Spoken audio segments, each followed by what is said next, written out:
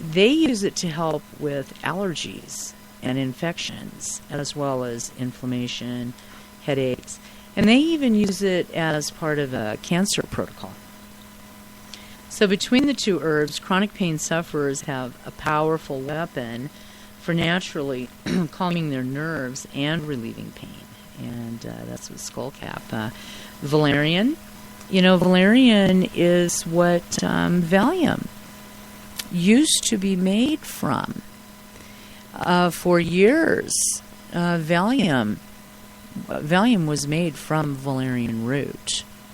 And then in the 70s, they were able to completely make it synthetically. So, one thing about valerian root is, you can take 50 valerian root capsules. You're not going to smell real good because valerian smells terrible. But you're not going to die. But try taking 50 Valium. Right. You're not waking up. You will go away.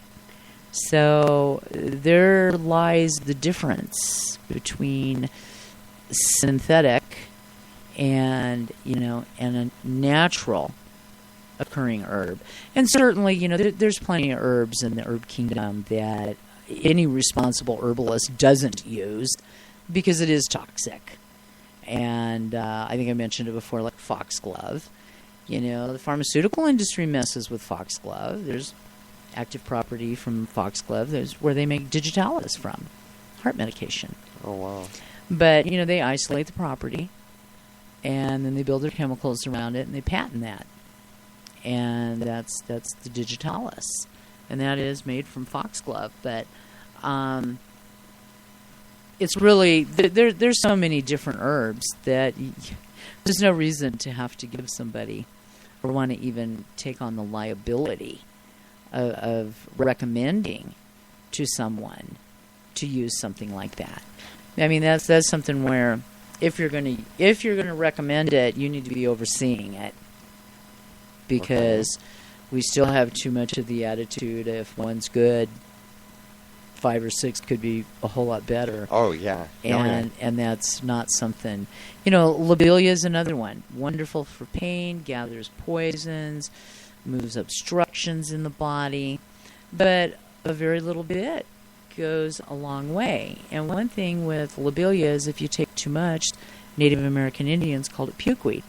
That's exactly what you'll do. You take too much, you're thrown up. And there's no stopping it. Ooh. So Tell us doing it does. With the Indians called it pukeweed, but in a small amount, hey, it's amazing. Grand mal seizures, I'll snap them right out of it. Whooping cough, can't breathe. I've done it.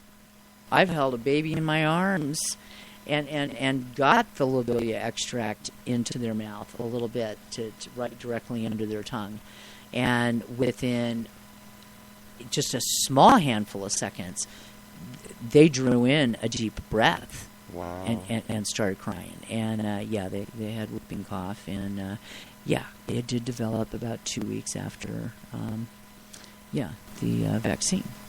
So that was back in 85. Wow. Yeah. And so, but, valerian, a lot of times you'll see it mixed with skullcap. We're starting to see a little bit of skullcap here and there showing up, available for sale. It was on the endangered species list for quite a while. So, Kingdom of Healing, the product line there, the company is so huge that they did reformulate some of the nervine formulas, and nervine herb formulas are formulas that feed the nervous system, and they're high naturally occurring in B complex and calcium, magnesium, those are the nutrients that are needed for the nervous system and central nervous system, and they opted out of having skullcap in the combinations about 20 years ago. And that was to, I really appreciate it because it was a very responsible thing to do, and to allow this amazing plant the ability to become prolific again, because it was pretty much harvested out. Really? Yeah. And the diggers, they're called diggers that harvest the herbs and the roots and stuff. Gotcha. Yeah, so just about harvested that one out. Okay, so valerian root, loaded with natural occurring magnesium, and magnesium is the relaxant mineral. And it's just another herb with an extensive history of using it to relieve pain. It's often used as a sleeping aid due to its ability to promote relaxation. Valerian is also useful for easing anxiety and psychological stress, which are often responsible for causing or exacerbating chronic pain. So valerian can also help treat depression and muscle pains and swelling, joint pain, headaches, and it's really beneficial with menstrual pain as well. Devil's claw, that's another herb that the Native American Indians used, and it was extremely effective in relieving arthritis, lower back pain, knee, hip pain, and it's in our arthritis formulas on Kingdom Healing. So devil's claw, it actually is used in Germany as it's a non-prescription medicine in Germany, but the German medical doctors recommend devil's claw a lot for chronic pain. And in as little as 10 days of therapeutic use, it doesn't cause any side effects. Devil's claw also has been used in place of non-steroidal anti-inflammatory drugs like acetaminophen, which is Tylenol, ibuprofen, which is like Advil, Motrin, that's ibuprofen. So for temporary pain relief. So it's devil's claw. And then magnesium. I just mentioned how valerian root is extremely high in natural occurring magnesium. It comes up a lot as a recommendation in natural treatment protocols, and it really has to do with it's a powerful treatment for both muscle and nerve pain. The magnesium has been shown to balance the levels of brain chemicals known as NMDA that's responsible for transmitting pain through the nervous system. So magnesium deficiency, a lot of times a magnesium deficiency is common with people who deal with chronic pain.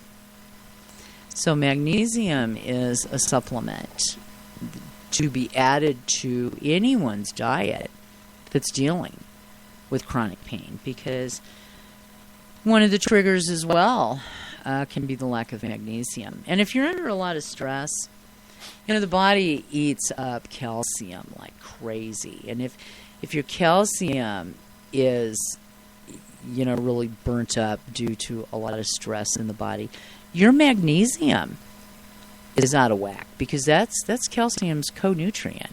Gotcha. Okay. Magnesium. So the thing is that it's a pretty sure thing that they're dealing with calcium as well as magnesium that's out of balance in the body. So SAMI's one of those things that's used for osteoarthritis, but again, the itis says inflammation. Itis says, get that coconut oil into the diet, and SAMI's used for depression as well. And the thing is that I had talked about the MTHFR on that genetic gene mutation, and it has to do with methyl breakdown in the body. And converting to methionine. And that's what the component of SAMe is methionine, L-methionine, which is an amino acid. So, and it's found in every human cell. So the other thing is, again, the coconut oil. Over 50 uses for coconut oil, and a lot of research in on it. And coconut oil is highly beneficial for the neurotransmitters, for the firing of the neurotransmitters. It's very beneficial in serotonin levels and melatonin levels. So it does take care of anxiety. Something as simple as coconut oil. So there's a lot of wonderful benefits for coconut oil. And vitamin D, vitamin D deficiency. I mean, we've talked in alternative healing about vitamin D. It's been talked about for decades. But it's just now something that the medical field is finally saying something. We were all quacks and we were all crazy for decades. And, in the 80s, when people would just be so rude about what I did, I never liked being called a witch doctor. I didn't think that it was funny at all. I took it very much as an insult because, herbs and foods are biblical, and that was used for thousands of years before Big Pharma showed up. Right. And, to call you a witch doctor, I mean, it was just really, I took it as being very disrespectful. And, some people thought it was funny. I really didn't. But, there is so much in history that's been used before we ever had Big Pharma. And so we've talked about, calcium and vitamin D. And you've found vitamin D in most calcium supplements for decades. Right. It was there. Right. And so now, hey, now they've got a test and they'll actually draw your blood and check your vitamin D level, which I think is great. Okay. But why do we have to just take all of this one little piece at a time when there are labs that, you can draw your blood and send them to specific labs and, they'll give you a whole nutrient enzyme profile. And that's really, we're evolving that way, but it's really slow. It's really been a really slow process. And I think it's funny to be called, a witch doctor for so long. And, now we have medical doctors out there, finally, that are talking about what I've been talking about and what my mentors were talking about for 50 years before they educated me. That's been going on for 37 years.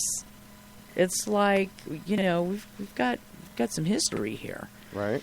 And look how long it's taken. When I think of my sweet Dr. Jensen and wonderful Dr. John Christopher that would go around to cities and visit little health food stores and put on meetings at churches and in parks and stuff, and have the people that were coming to the health food store where they would just share their knowledge of nutrition and naturopathic healing, and all to be, a lot of times before they were done with talking with people, they were arrested for practicing medicine without a license. Wow.